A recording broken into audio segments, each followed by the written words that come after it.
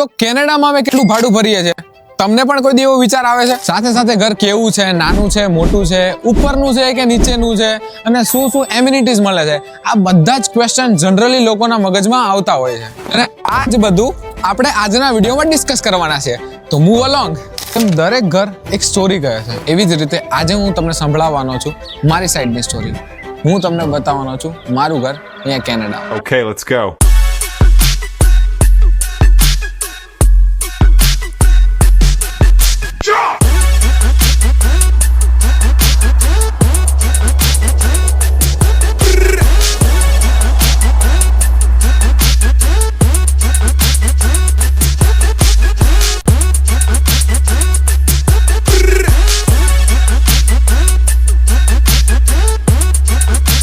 તો hello family, સ્વાગત છે તમારા બધાનું મારી યુટ્યુબ ચેનલમાં. મારું નામ છે રોનક અને without any further ado let's deep dive in today's interesting and most unique video, home away from home.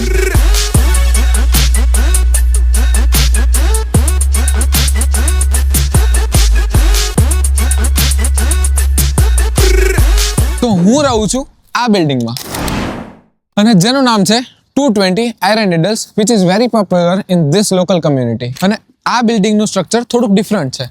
Late me tell you Y.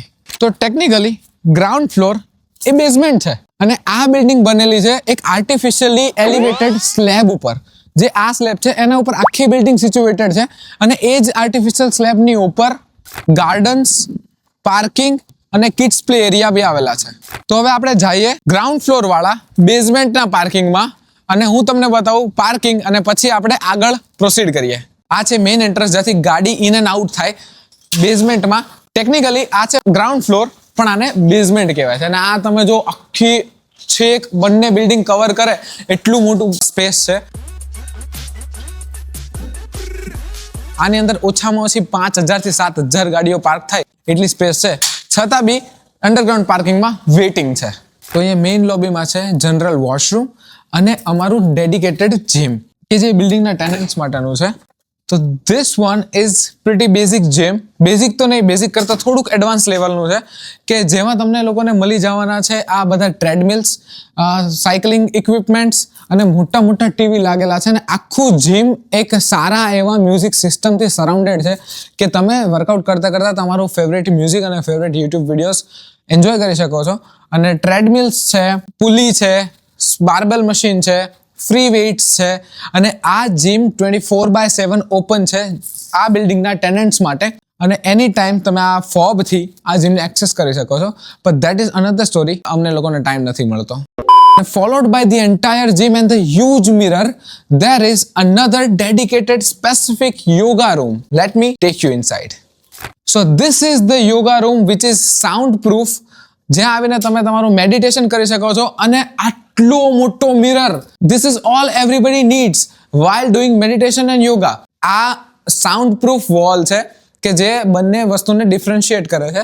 while doing your meditation you can be peaceful and quiet. અને એ વાત અલગ છે કે અહીંયાથી તમે બહાર આવતા જતા લોકોને નિહાળી શકો છો, કેમ કે એમને ખબર નહીં પડે, બહારથી અંદર નથી દેખાતું, અંદરથી બહાર દેખાય છે. સો this is one way vision અને તમે આવતા જતા બધા જ લોકોને શાંતિથી પેટ ભરીને જોઈ શકો છો.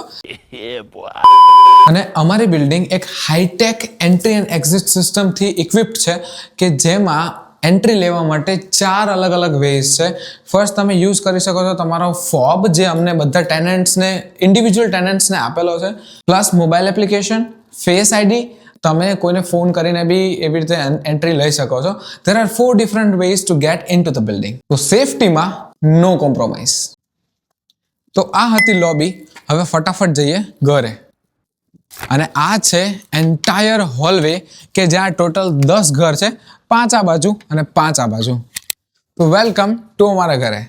અને આ જે તમે નીચે પગલા અને સ્વસ્તિક જોઈ રહ્યા છો તે દિવાળીના દિવસે અને ધનતેરસના દિવસે કરેલું છે કે જે એકદમ ઓસ્પિશિયસ ફિલિંગ આપે છે અને નવા વર્ષની યાદ અપાવે છે.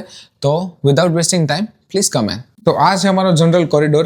ગેટમાં એન્ટ્રી લેતાની સાથે જ જનરલ કોરિડોર પહેલાં આવે છે, જ્યાં અમે અમારા રેગ્યુલર એવરીડેના શૂઝ રાખીએ છીએ કે ઓન ધ ગો અમે પહેરીને જઈ અને આવીને કાઢીને અહીંયાથી અંદર જઈ શકીએ. અને સાથે સાથે છે અમારું આ ક્લોઝેટ જેની અંદર કે અમે વધારાનો સામાન મૂકેલો છે. અને આની અંદર બી ઉપર તો લગભગ બધામાં શૂઝ જ છે અને નીચે બી ઘણા બધામાં શૂઝ છે. એટલે શૂઝનો ટેકનિકલી અમારી પાસે જોવા જાય ને તો ભંડાર છે, પણ દર એક માણસ થકી ઓછામાં ઓછા 7 થી 8 શૂઝ છે, કેમ કે we are obsessed with it. અને moving forward after corridor there is a kitchen, the best part of the house. તો અહીંયા ડસ્ટબિન છે, આ છે અમારું લોકોનું ફ્રીજ, અને અહીંયા આવેલા છે બધા જ કેબિનેટ્સ, મોર કેબિનેટ્સ. અને જનરલી કેનેડામાં જો શેરિંગમાં રહેતા હોય તો કેબિનેટ્સને ડિસ્ટ્રીબ્યુટ કરેલા હોય છે માણસો પ્રમાણે, નામ પ્રમાણે, depending on how many people are living in the house, but not in our place. અમે અમારા કેબિનેટ્સને ડિસ્ટ્રીબ્યુટ નથી કર્યા, કેમ કે આ અમારું ઘર છે, મકાન નહીં. Moving forward there is a stove, obviously induction, there is a microwave, oven છે, અને આ સ્ટવ અને અવન બંને ઇલેક્ટ્રિસિટી ઉપર રન કરે છે. માઇક્રોવેવ તો ઓબ્વિયસલી ઇલેક્ટ્રિસિટી ઉપર રન કરે છે. ડ્રોવર્સ કે જેની અંદર અમે મારા નાના મોટા બધો જ સામાન મૂકેલો છે, અને 2 sink. Plus most interesting part of the house is this dishwasher. ના, આ ડિશવોશર નથી, આ વાસણ મૂકવાનો રેક છે. જનરલી ગુજરાતી હાઉસ હોલ્ડમાં આવી રીતે ફૂલ બનાવવાની પ્રક્રિયા ચાલતી જ હોય છે કે અમે ડિશવોશરની અંદર વાસણ મૂક્યા છે જ્યાં હચવાઈ રહે અને ડ્રેને થઈ જાય. And everyone who is living in Canada can relate with this. શું કરવા માટે પણ એફર્ટ્સ દેખ રહે હો તમારા.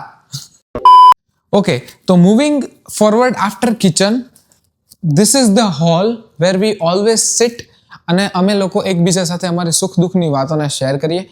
અને એના કરતાં પણ ઇમ્પોર્ટન્ટ છે આ અમારું auspicious place which is temple. આની ઉપર જનરલી બધા જ ભગવાન છે કે જે અમે બધા જ એમની વર્શિપ કરીએ છીએ. અને મોસ્ટ ઇમ્પોર્ટન્ટલી ગુજરાતી ફેમિલીઝના ઘરમાં હોય કષ્ટભંજન હનુમાનજી, કે આ એરિયા એવો છે કે જ્યાં કંઈ પણ પ્રોબ્લેમનું સોલ્યુશન અમને મળી જાય છે. સ્પિરિચ્યુઅલિટીને કન્ઝ્યુમ કરીએ અમે અહીંયા બેસીને. The best place of the house, my most favourite specially. Other than that, this is the balcony, કે જે તમે મારા ઘણા બધા વિડીયોઝમાં જોઈ હશે, કેમ કે I usually start and end my videos in here. I mean look at this view. અહીંયા બેઠા બેઠા આ 3 કલરનું આકાશ જોવાનું મજા જ કંઈક અલગ છે. અને આ 2 બિલ્ડિંગ સામે નવા બની ગયા છે, બાકી અહીંયાથી બહુ ઓસમ વ્યૂ આવતો હતો. નીચે છે ચિલ્ડ્રન્સનો પ્લે એરિયા અને ગઝીબો, જ્યાં રાત્રે ફેમિલીઝ બેઠી હોય. અને this is amazing to see from here. તો this can be my second favourite place, કેમ કે પહેલી પ્લેસ તો કીધું મંદિર છે when it comes to videos, કેમ કે અહીંયા નેચરમાં ઉભા રહીને બધું કામ કરવાનું, આઈ મીન નેચરમાં ઉભા રહીને વિડીયો સ્ટાર્ટ અને એન્ડ કરવાની મજા જ કંઈક અલગ છે. બેઝિકલી સામેવાળા બિલ્ડિંગમાં અમારા ફ્રેન્ડ્સ રહે છે, તો જસ્ટ લાઇક ઇન ઇન્ડિયા એ લોકો એમની બાલ્કનીમાં ઊભા રહે, અમે અમારી બાલ્કનીમાં ઊભા રહીએ, અને અમે લોકો અહીંયાથી જ વાતો કરીએ.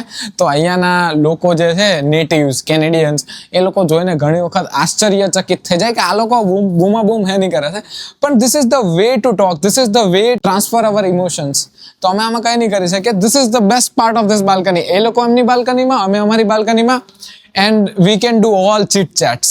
આ તો દૂર છે, બાકી વાટકી વ્યવહારે અમે લોકો તો કરી લઈએ. We are extremely talented. તો going forward from there, this is the laundry area. પણ before showing you laundry area, this is the thermostat.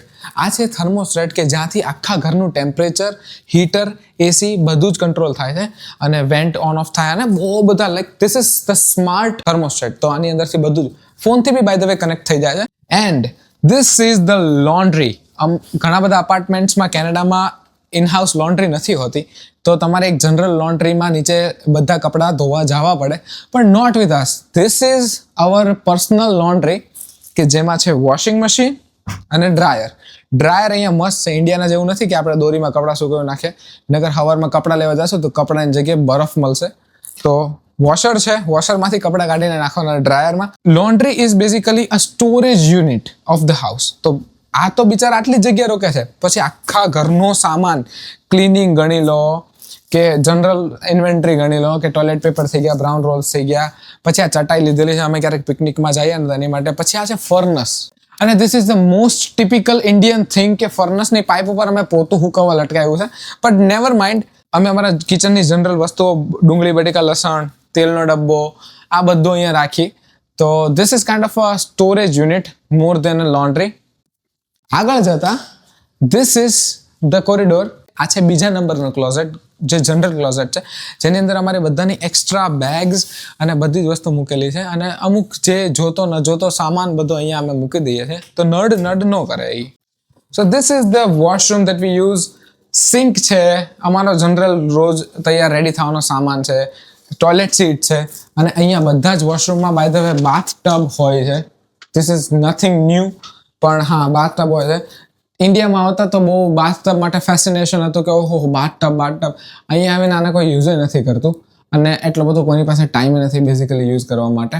By the way, after the washroom, this is the room number 1 which belongs to Priyanka. She is probably in, so we'll knock first. Can we? All right. So this is basically Priyanka's room, which is very big. She has actually or occupied this room willingly, unwillingly. અને હા બીજું, અને this is the piano that she has bought. She never plays it. It's not even playing. I know 3 to 4 tunes. And after Priyanka's room, this is the room belongs to Divya Bhai and Bhabhi. So they are not home. We are not gonna open this room because of some confidentiality. But yeah, at some point હું તમને આ room બતાવીશ. This is the biggest room in our house, and second biggest is Priyanka's one.